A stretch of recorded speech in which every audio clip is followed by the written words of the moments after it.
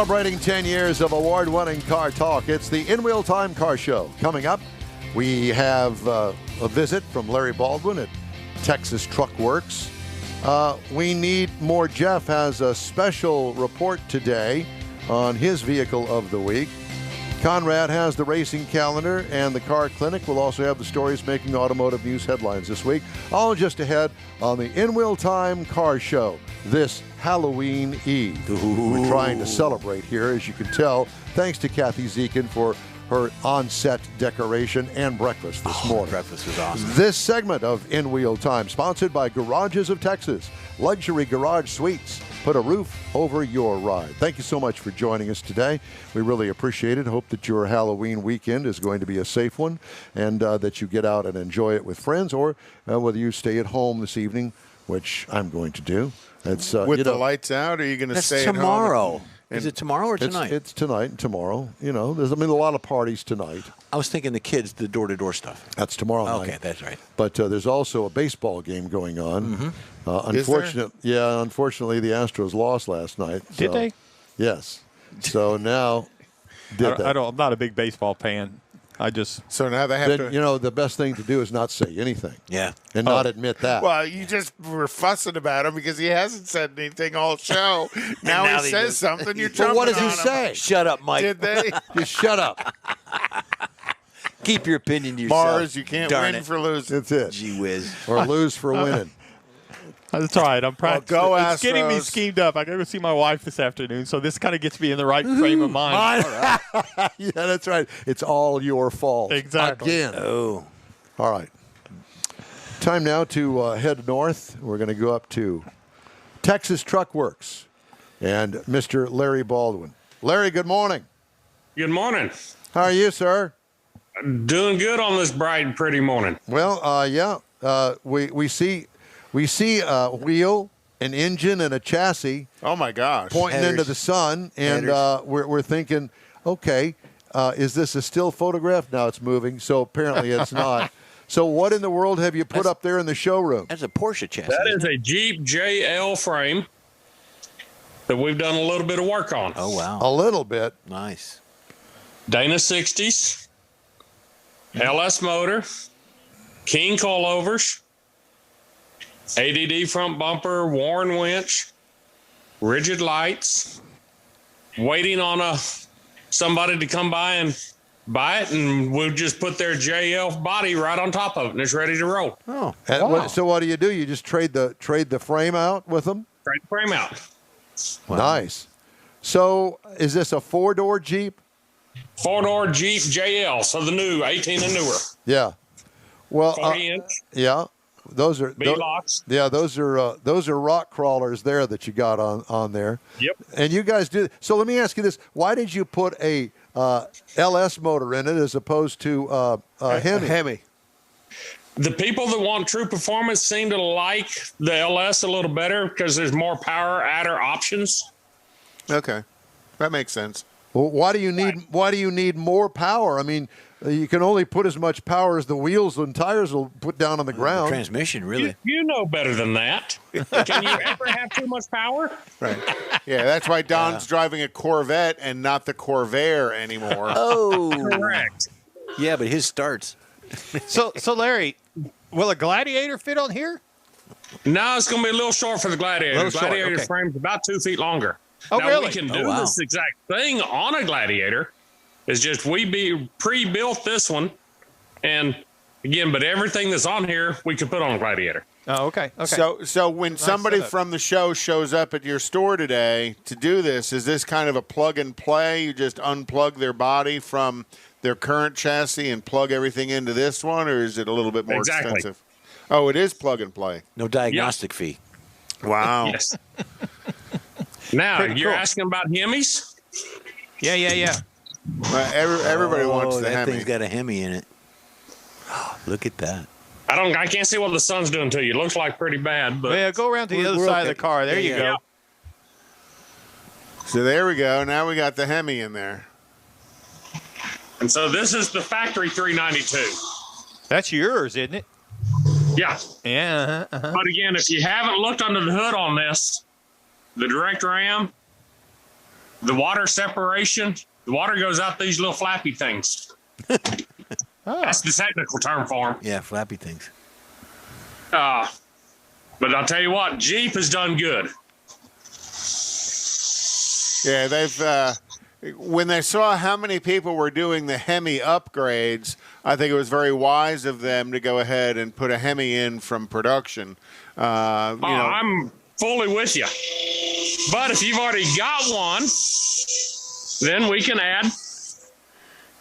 You can add a HEMI. Oh boy, I This like that. factory 3.6 with Magnuson Okay.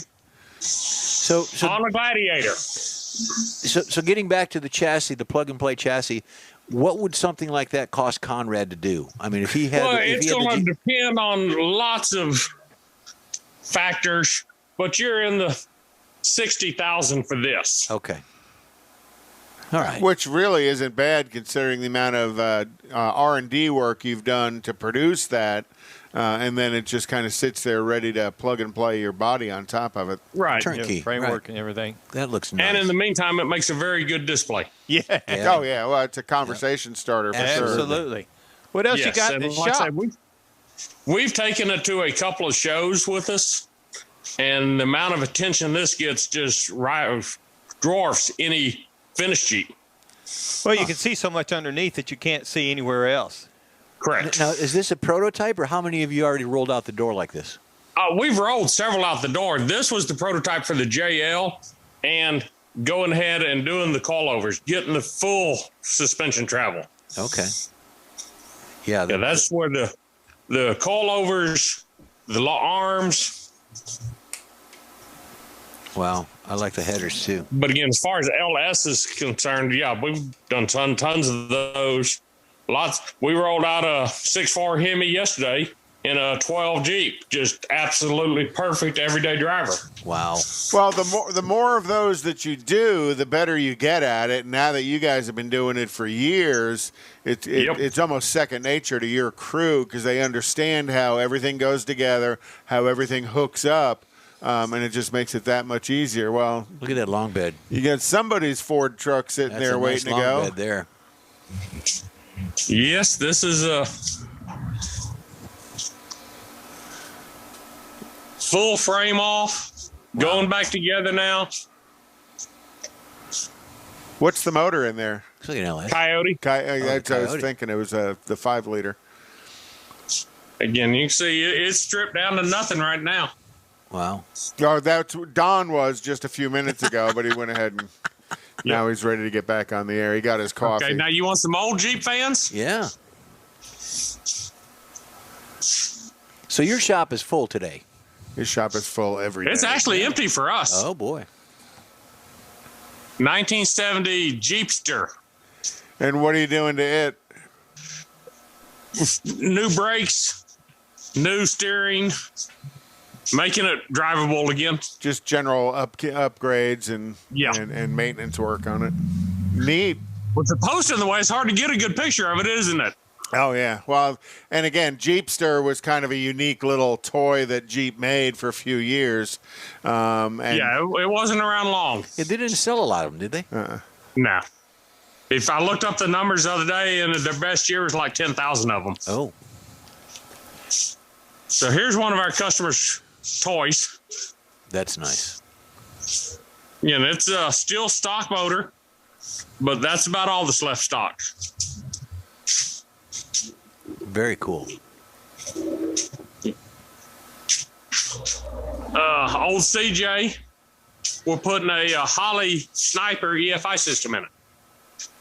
boy, doesn't that make that a smooth runner? The Sniper has kind of changed a lot of the classic car world because it's such an easy install fuel injection in place of wherever your old carburetors were, and they're generally very easy to tune as well. Yeah, this one's giving us a few fits because the gas tank was so beat up and out, but so that's the only add-on other than that is running good. Here's one that we're building. This is a JK8, if you're familiar with those. No, I'm not. JK8 is a 4-door JK Jeep converted into a 2-door pickup. Factory conversion?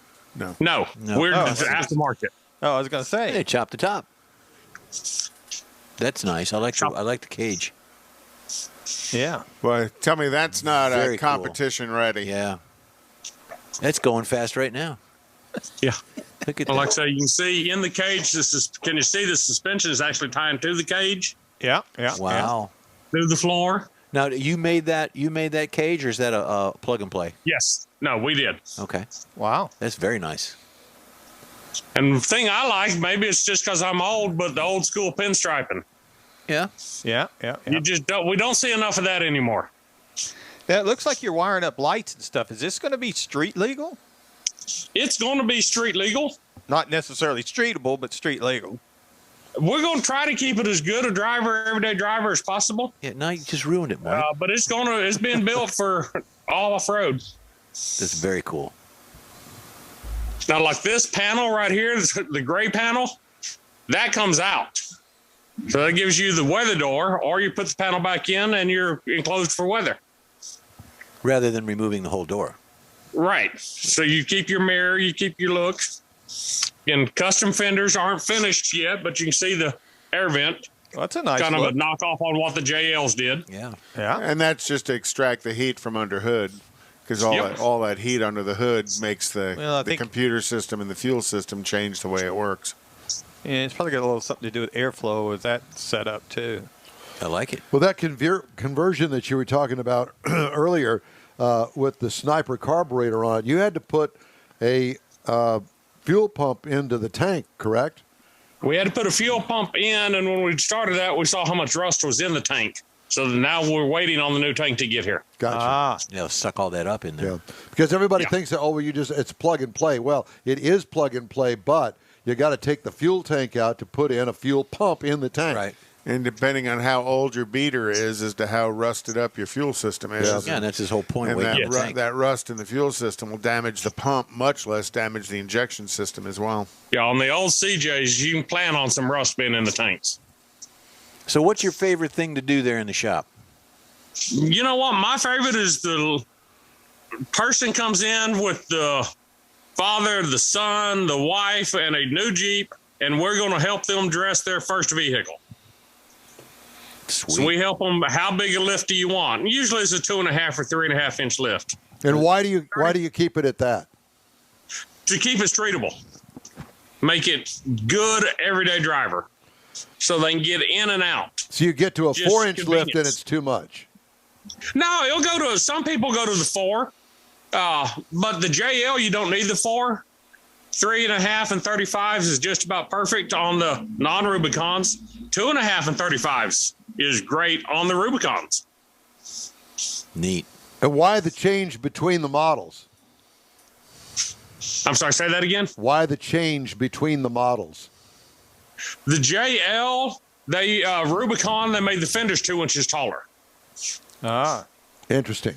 Okay. Right. So you've got the appearance of 2 more inches of lift, even though it's not that much taller. Okay. But it's all in how the fenders sit. I never realized that. I didn't either. And that's true of all the Rubicons when you see the Rubicon on it? On the JL. Okay.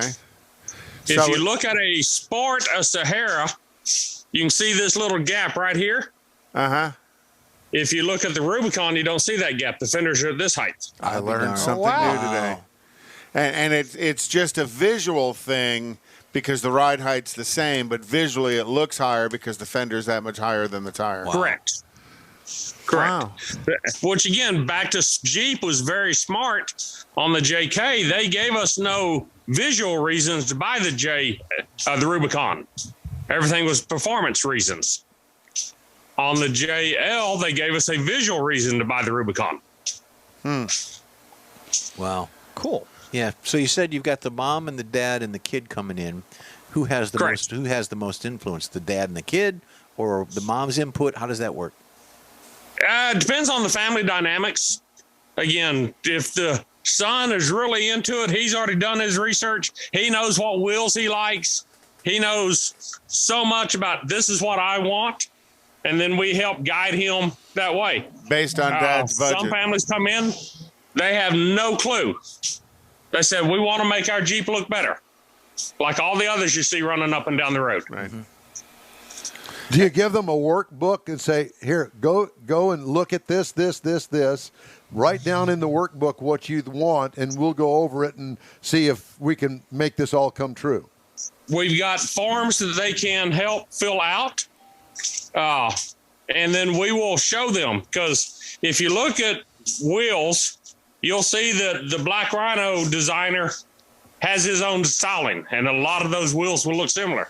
So does the Fuel designer. So does the Moto Metal designer.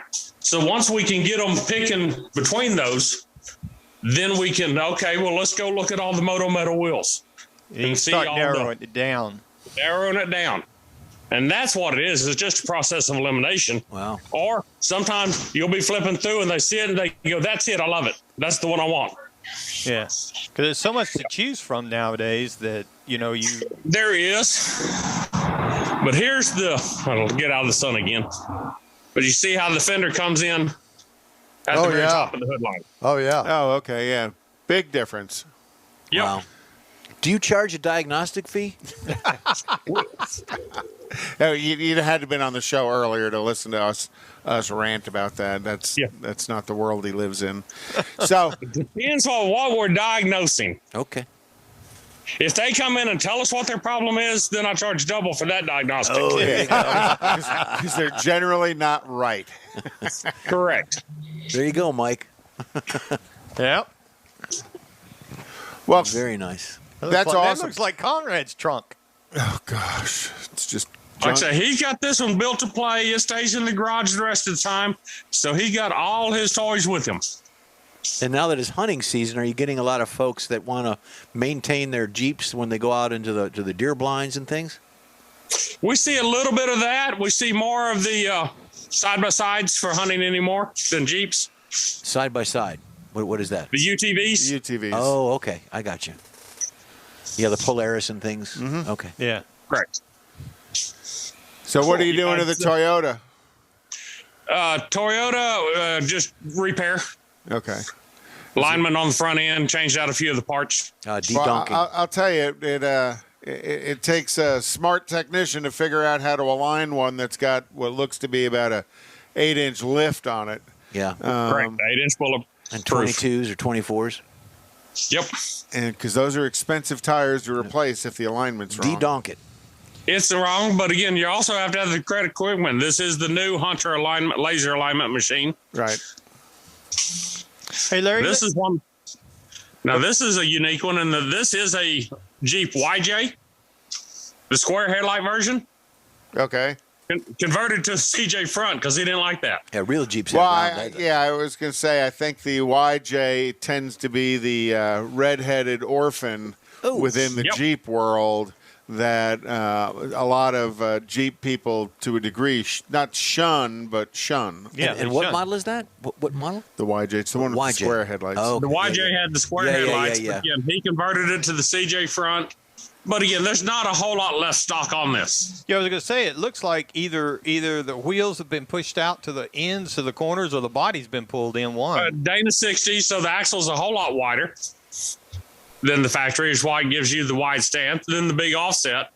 But again, you can see it's full custom, solid aluminum 4-link bars, Now, does Fox it, coilovers, back haft on the frame to see how it takes it down. I don't know if you can see it or not, but how it V's it in to give more room for the axle, the shock, the spring. Okay. Cool. yeah. So Jeep's got a theme of what they have frogs or something all over, or turtles. Ducks. Ducks. What is it? Not ducks. Easter eggs. Easter eggs. They call them Easter eggs. It's basically the grill of the Jeep. The 7-slot grill is all around the place, and it's up to you to figure out where they are and what they're doing, because generally it's there there's some kind of functionality to it, like with the hard tops, the removable pieces.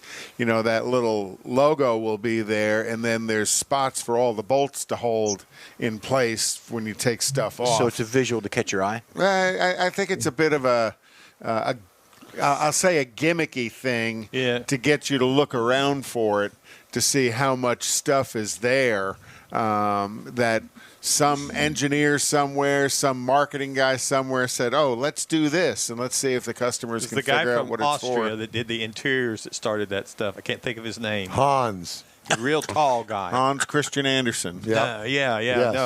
Yeah, But, it's got it on the windshield so that your purist will look at, you don't have a factory windshield anymore. Yeah, it's on the factory headlights.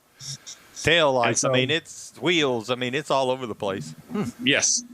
That's pretty cool. So do you find this will be a tough question. Do you find there to be a bit of a Jeep snobbery about where their upgrades came from? Yes, definitely. Jeeps are almost cultish to an extreme that they are going to be loyal to Jeep and to manufacturer A. You got to get AV. You got to get Terraflex. And because that's what they own, that is the only one anybody else can own. Wow.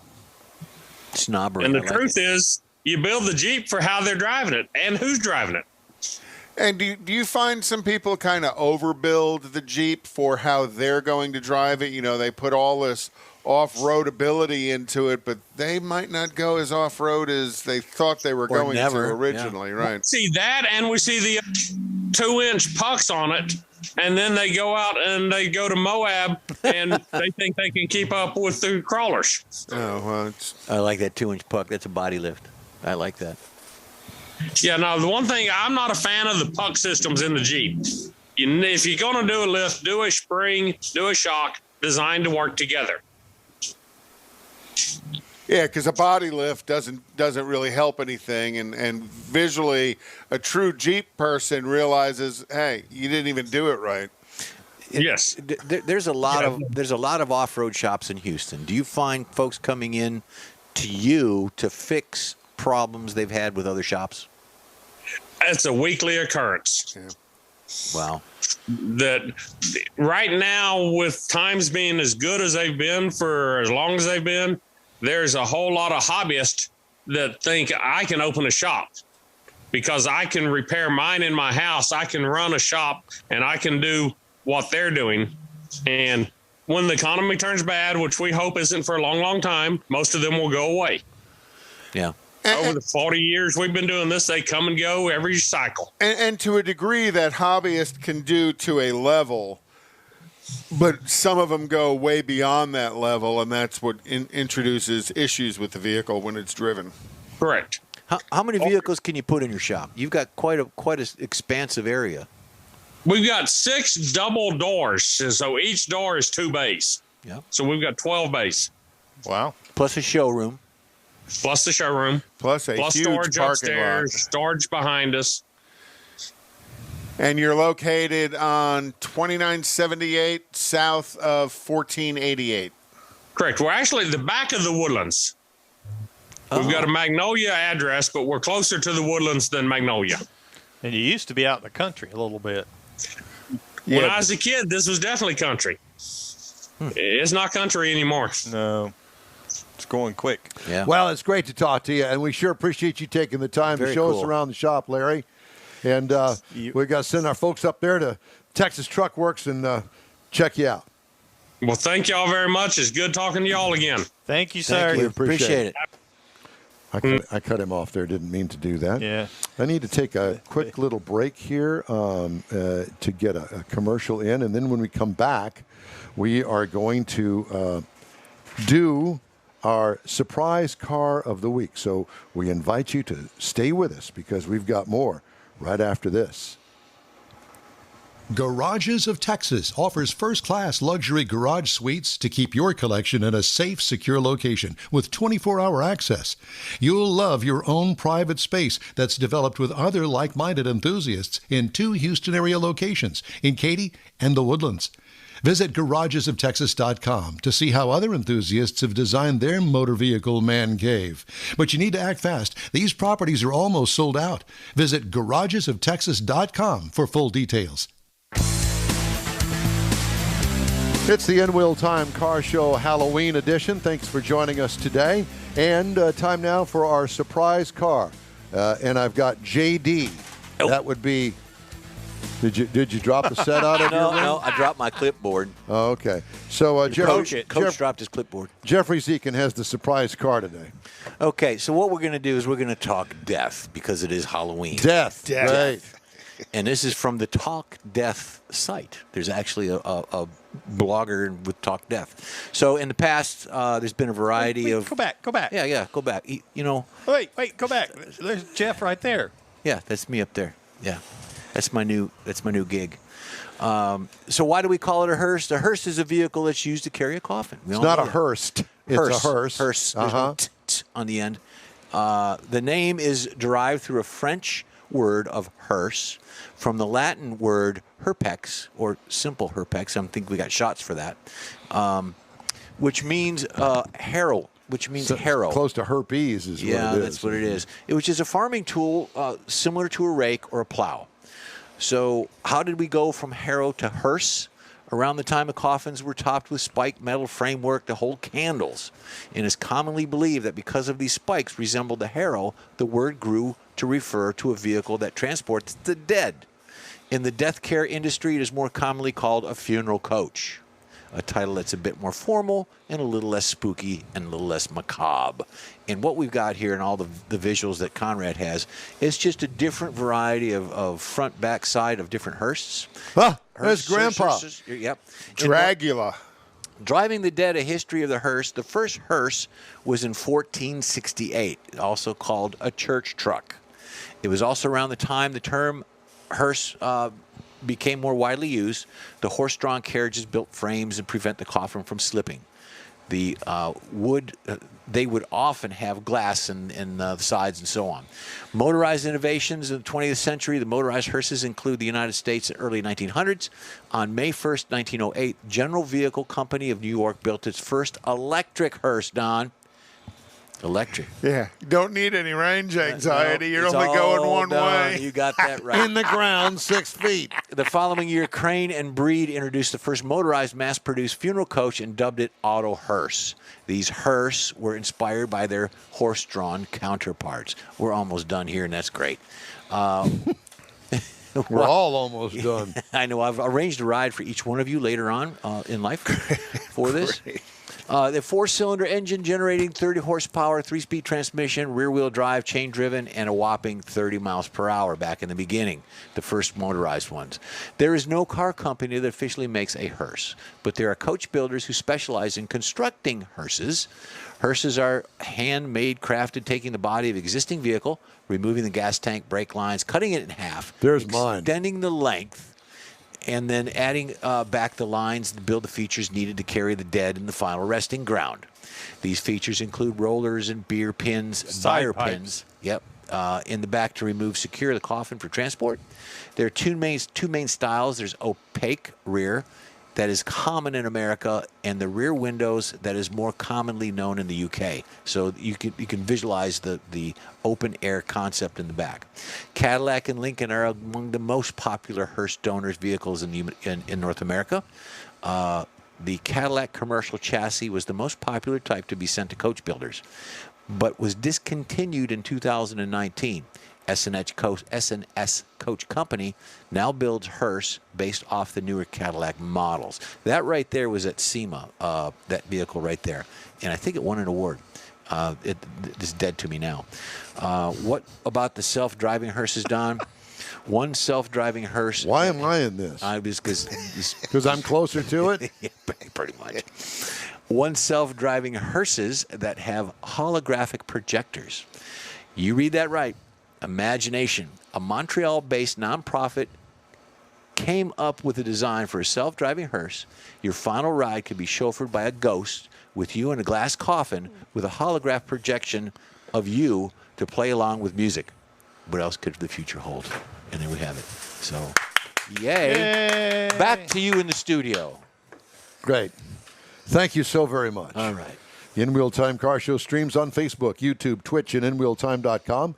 Podcasts are available on your favorite podcast channel. The In-Wheel Time Car Show continues right after a very quick break. We all know about aftermarket and online parts stores, and each one has something to offer, but they don't offer original factory parts. That's where Bayway comes in. For original factory parts, visit the Bayway stores first. Give them a call or stop by. Bayway Chrysler Dodge Jeep Ram, Bayway Chevy, and Bayway Lincoln carry a complete line of parts for the do-it-yourselfer. Keeping your newer classic original means a lot, and you can count on these fully stocked parts departments to help keep it that way. Bayway Chrysler Dodge Jeep Ram, Bayway Chevy, and Bayway Lincoln, keeping it original. Tailpipes and Tacos, Houston's premier monthly cruise-in, will return Saturday, December 18th to the Loopy Tortilla Tex-Mex in Katy. Tailpipes and Tacos wants to thank all of the participants and fans who've enjoyed the collector cars, hot rods, customs, originals, and resto mods, and everything in between. We'll be taking a break for Thanksgiving and Autorama, but we'll be back for a great Christmas cruise-in on December 18th, so make plans now. You know that Tailpipes and Tacos is the Houston area's coolest cruise-in, a place you'll see friends, family, and the finest cruise-in cars in the Houston area. It all happens at the Loopy Tortilla Tex-Mex in Katy on the Grand Parkway at Kingsland Boulevard, just south of I-10. Get your ride ready for a very special Christmas cruise-in, Loopy style. It's Tailpipes and Tacos, Saturday, December 18th. The In-Wheel Time Car Talk Show will be there too. Let's celebrate the Christmas season together at the next Tailpipes and Tacos on December 18th. We'll see you then, weather permitting. Gulf Coast Auto Shield has moved to a more convenient location. Now you can visit John Gray and his staff of dedicated professionals at their new shop on the South Sam Houston Parkway between Belford and Airport in Southwest Houston. Gulf Coast Auto Shield is the best at paint correction and ceramic coatings. Clear bras and custom wraps are specialties that only Gulf Coast Auto Shield installs with award-winning accuracy, and all their services come with a warranty. Lamborghini, Aston Martin, Porsche, and Ferrari owners depend on Gulf Coast Auto Shield for their specialty services, and you should too. The In-Wheel Time Corvette and Cutlass have both been massaged by Gulf Coast Auto Shield, so isn't it time your vehicle visit their new shop in Southwest Houston? Call John Gray today at 832-930-5655 or visit online at gcautoshield.com. That's gcautoshield.com. Paint, coatings, wraps, and more at gcautoshield.com.